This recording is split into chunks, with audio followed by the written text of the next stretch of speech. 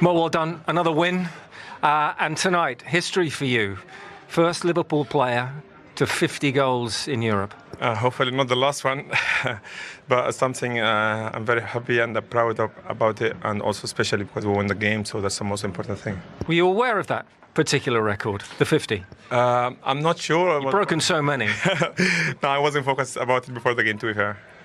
What were you needed? What did you need to do in that first half in particular? Because Lille made it difficult, didn't they, with their defensive press for the first sort of half an hour or so? It's also attacking. To be fair, they have a really good game plan. I think they were unbeaten for 21 games, so it's a quite tough team.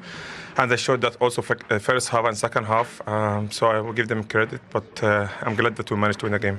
For your goal, you went direct, didn't you? It seemed as though that was the best way to beat that press. Yeah. We get the ball. I think we recovered the ball from them, and Curtis did very well finally. And I managed to score. Did you switch off a little bit when Lille went to 10 men? Yeah, I think so. Not switched off, but I think they went for counter-attack and they managed to score. It's a little bit disappointed about it because also the clean sheet is very important for us and for our defensive line. So, I think the manager will speak about it. So, let's see. And Harvey Elliott with the winner, his first goal in the Champions League in 3 years. A big moment for him. Yeah, especially because he was injured in the beginning of the season and came back. It's quite tough also with the guys in the midfield, but I'm happy for him. I'm always there to help him, and he's a great lad and always try to give his best. When he come like sometime 5 minutes, sometime today he had 45 minutes. He was great, so I'm happy for him. You need that strength in depth, don't you? That competition for places. It's a real strength. Yeah, definitely. I think when you want to win a big tournament, you have to have a big squad. So we have a good one at the moment. So hopefully we carry on like that. The first winners of the Champions League phase, you are. You don't get a trophy for that. But how does this squad compare to the team that won the Champions League that you played in 6 years ago now? It's a different manager and different players. We have like 3, 4, 5, 6 left from that squad. But I think we have a good talented players working very hard. The manager also have a good idea. So we just give it a try and we'll see. 50 goals in the Champions League for Liverpool. Can you hang around long enough for another 50? I'm not sure about that, but I will give it my best. Player of the match again. Thank you. Bit of history, Mo. Well done. Thank you very much. Thank you. Obligatory contract question at the end there, couch in kind terms. You liked the second last question there. What was that about? Comparing the great Liverpool teams. Yeah, exactly. That front three for me now, Salah and Mane, of course, Henderson, Wijnaldum, Fabinho at their very best. I give that team the edge, to be honest with you, over this present Liverpool team. Wait and see if they do the quadruple. You were giving them the quadruple earlier on. No, you're saying not that quadruple, I don't think. Make your mind up. Second half, it was Mo Salah got them in front in the first half. Second half, looked like they'd probably start coasting once the red card happened to Mandy early enough on in it there. You can have a look at it. Dropped the line in. Yeah, Carragher got the line in, all right. But what about this, the second yellow? Yeah, I mean, Mandy, when you're on a yellow card, it's a crazy tackle. It's a really good ball. Obviously, Diaz is through and he thinks he's got no other option but to take him down. But when you're on a yellow card, you just got to hope that one of your centre halves is going to come across and bail you out. You're away from home, you're at Anfield. And don't forget, it's a big night for them as well. They had to get something from the game. They're on the verge of just missing out on the automatic as well. So, it's a poor decision for them. You probably wouldn't expect that's almost half an hour, more than half an hour to go. Actually, you'd be thinking Liverpool would push on and probably put a few goals on the board at that stage, right? Well, you would think so. And actually, Lille got their noses, equal after that. You think Liverpool had a man sent off because I don't know, they just sort of dropped off it a bit. Liverpool for 10 minutes after this. Your man Kenny Jonathan David finally repaid your faith. Yeah, I won't go overboard. It was a decent enough finish. Don't think Liverpool, I'm going to point the finger at Simicas here in the left-back position. I think he should hold his ground. He makes the decision there to drop into the 6-yard box, almost in front of Alisson. He almost obscures Alisson. This is an easy save for the Liverpool goalkeeper. Have a look at him. He steps in there. That opens up the space for David then to step onto the ball and put it into the back of the net. I understand it to an extent, the defender. You want to defend your goal. But in that situation, the best decision for me is for him to stay outside of the 6-yard box and in contact with David and let the goalkeeper deal with that, which Alisson definitely would have. Okay, but just on that, right, if you're in that situation as a defender and you hang back, right, and Harrelson, the Lille player, smacks it into the top corner, actually catches it really well, do you look like a mug for not coming out and trying to block the shot? Yeah, I understand. There will be there will be times when you'll drop in there and you'll kick one off the line, but experience tells you over the years, the law of averages suggests, yeah, exactly. And each situation is kind of different. You just have to get a bit of a sense or read very quickly. Experience tells you that. And in that situation, even as soon as I saw Simica's reaction take him towards the goal, I was thinking, probably the wrong decision. What do you think as a goalkeeper in that scenario? You're happy enough to say, listen, I'll save it? Well, yeah, I think there's a couple of angles Alisson was looking at him after as well, actually. Right. When you look at it close, because Kenny was looking at the fullback and I was actually looking at Alisson, and he's looking up at him going, you've actually killed me there, because you know, I think it was going to be a comfortable save, and if Tsimikas had kept his position as well, he would have been closer to actually getting a block on the shot as well. So I'm sure Alisson's frustrated. You know, he's a top goalkeeper. He wants to keep clean sheets. Yeah, I didn't see Queeveen concede any goals in the Champions League this year. Shay, I wish it was that simple. But actually, we did feel that Queeveen might have started tonight. You know, because you know Liverpool sitting top and could have given Alisson the night off, but. You know, he went strong before. The problem with the keeper situation, you can never just take a goalkeeper off after 70 minutes and give him even 20 minutes or whatever it might be. But what was the sort of, what do you think the situation was, the Liverpool mindset at that stage? The fact that they were a man up and conceded a goal like that, we're all surprised to see it. Yeah, I don't think it was a massive. I think it's too easy to say, massive drop off, got kind of cautious in their approach. I don't think that was the case. Decent build up down the left hand side. Just goes to show you, just put any type of ball into the penalty box, anything can happen. You can cause a little bit of panic. But no, I think Liverpool recovered well, and like I said, they never felt as if Liverpool were on the back foot and the second goal was coming. I thought they kind of dictated the game pretty well after that, as they have done most of the season. They found themselves in these situations numerous times this season during this game, lost the impetus, found themselves on the back foot, but they never tend to panic, even if they concede occasionally. You know, they don't panic, they kind of trust their defensive structure, not just the defensive structure, but their ability to get hold of the ball then and dictate and really kill games. This is what I'm talking about. We're used to Jurgen Klopp, heavy metal, go for 90 minutes. Got to roll, but this is different. This is a different animal now. It's been said all along, we'll have to see how they handle adversity, but maybe we've seen it over the last few weeks. They've been in a few sticky situations. They haven't always got the wins, but they haven't been getting beaten either. They got the win against Brentford at the weekend.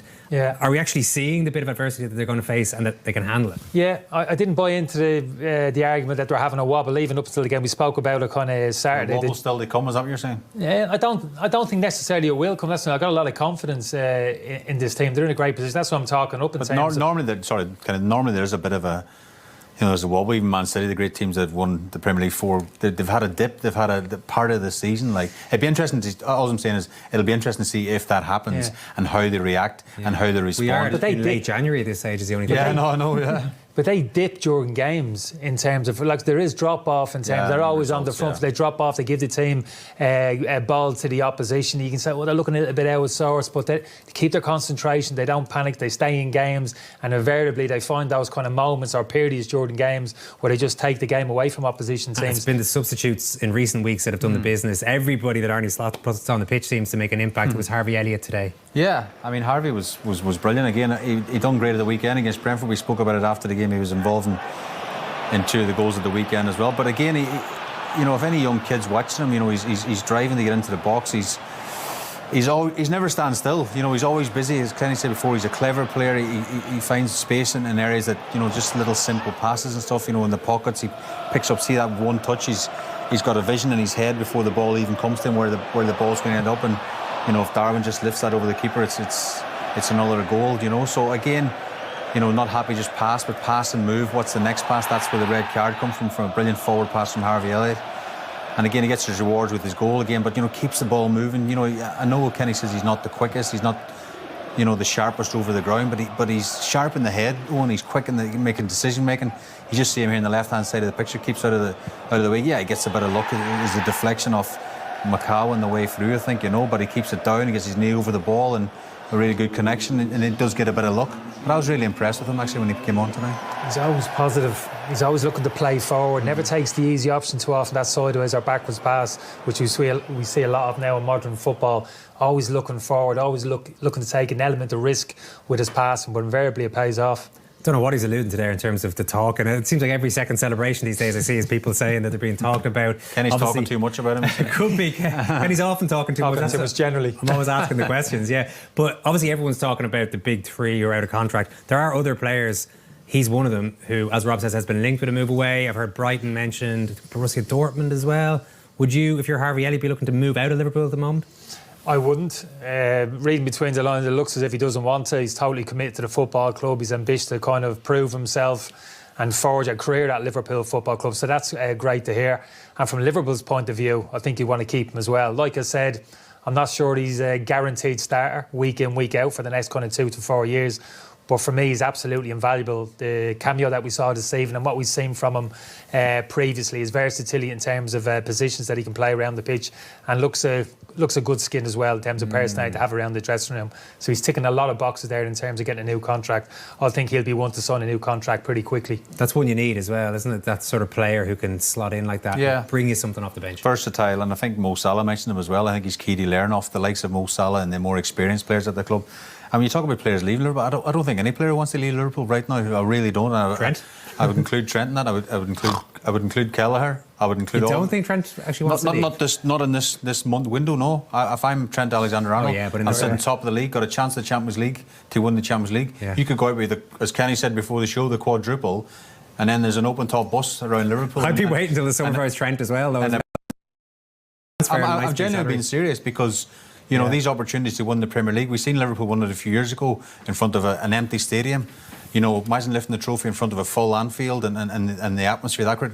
Maybe even a double or a treble. They've got big things on the horizon. Shay's right. There's history to be made here. So regardless whether it's Van Dijk, Salah, what's your intention? If you're going to sign, if you're not, these next 4 or 5 months, so Trent, I'd include in that as well. You've got to give it everything your all. This could potentially be history in the making. 3-4 trophies in the season, 4 trophies in the season, never been done before. You've got a chance to be part of it. That's actually obtainable. You know, it's within reach. You know, you must want to be part of that. Contract negotiations, where you're going to go in for 5 months, forget it. Park all of that. Just focus what's ahead of you. I think they can. Can they? Even Alexander-Arnold looks like the most likely to leave. Yeah. Even if it's in his head, I'm gone. He can surely focus for the next 6 months regardless. I know there could be issues if the crowd know that he's leaving, and maybe there might be a bit of hostility, but that aside, he should have the professionalism. The only thing about Trent, because he's a human being, people forget like he's a footballer and he wants to leave Liverpool and they get all hyped up. He should be a Liverpool lad, he should stay there forever, be committed and loyal to the football club, but he's a human being as well, and for whatever reason in my head I think he wants to leave. And he's talked a few months ago about getting the Ballon d'Or, and probably in his head he thinks I can only get that. No, that's Kenny. He was really assisted in both for them. Every time I see him play, a lot of times, to be fair to him, is off the bench, but he always seems to come on when he prove a point. Watching him, he always seems to be moving. And he's always looking for a bit of space. He's always checking his shoulders. He's always trying to find the pockets. And for me, he was probably one of the best players tonight for Liverpool. I think it suits him, this style of play under Arne Slot. Slower pace, tempo, more technical build-up, patient build-up. That kind of suits him. Yeah. He's not the greatest athlete. He's not the quickest over the ground, but he's smart. He can play in the half-turn, and he can play in those little pockets, 1-2 touch. He can find an incisive pass. So the way I think Slot's setting up the team this year, like we're saying, slower pace, more possession, more kind of technical in terms of their build-up. I think he's one who's going to revel in that. He's also, obviously he missed a chunk of the season because he broke his foot very early on in the season, so that's always tough as a new manager. You're trying to impress them. He didn't get that chance really, so it's been a slow burn for him to try to get back into the starting lineup. He's been making these cameos, but he's been making them count, which I guess is the key thing. Yeah, he is. He's got to back himself, of course, to break into that starting 11. I think it's going to be difficult and everybody is fit, but he's versatile as well. At a push, you could play him off the flanks as he has done previously under Klopp, but I think he's more suited to more of a kind of central position because he's very smart, like I said, really kind of clever operator. He kind of backs himself, not overawed by the occasion. I think he feels comfortable in this England team, Liverpool team, Liverpool setup. And I do think there's a future for him, not necessarily as a starter, week in, week out, but certainly making an impact and being an invaluable squad member. So any criticisms of Liverpool tonight, conceding a goal, for example, it's nitpicking really, is it? And the fact that they didn't get out of second or third gear, it's just this is how well they're going at the moment, that they just win their 7th in a row in the Champions League, and it just feels like, so it's against 10 men, so it's a job they have to get done. Yeah, I mean, I suppose, we could nitpick and say Mo Salah at times was frustrating because we know he's such a quality player and his final ball or his final decision making around the box could have been better as well, perhaps, but he popped up with that brilliant finish in the first half as well. So there's little things you'd want to improve on again, but I think Arne Slot will look at the game and think, we've got through it unscathed, we've got 3 points, we're sitting top of the league, let's get the roll in the next game. Premier League's coming at the weekend. Yeah, you're absolutely. I still struggle with it. This tweak in terms of how Liverpool, their style of play. I was such a fan of Klopp and how he set the team up and how they played, that kind of high intensity, getting the ball back to front, dynamic. But do you think now the reason they're sitting top of the Champions League and sitting top of the Premier League is they've got more control and you know, the likes Well, this of is a Salah. fair argument, Do you know what I mean? So where does it sit? And it probably, I don't think this team can play the way that Jurgen Klopp asked his players to play in terms of that, the athletes that he had, how quickly they could cover the ground. They're really kind of physical specimens, the athletes, Henderson, Wijnaldum, those type of players at their peaks, kind of running machines. This is a different squad which he's inherited. And again, you've got to give Slot credit. He's having a look at it thinking, could I play a slightly different way? Could I play to the strengths of these players? Harvey Elliott, McAllister and kind of centre midfield. Technical players, got to play a slightly different type of way, which best suits them. And that's what he's doing. He's getting the best out of them. And you're right. They're playing in third gear. It's not hell for leather stuff for 90 minutes. They're conserving their energy. I spoke with Van Dijk, because say that for a lot of the players, just moving the ball, keeping the ball, saving themselves for what's coming tail end of the season. Well, one thing that's helped them quite a lot in recent weeks has been the impact of their substitutes. It happened at the weekend with Darwin Núñez. It's happened again with Harvey Elliott.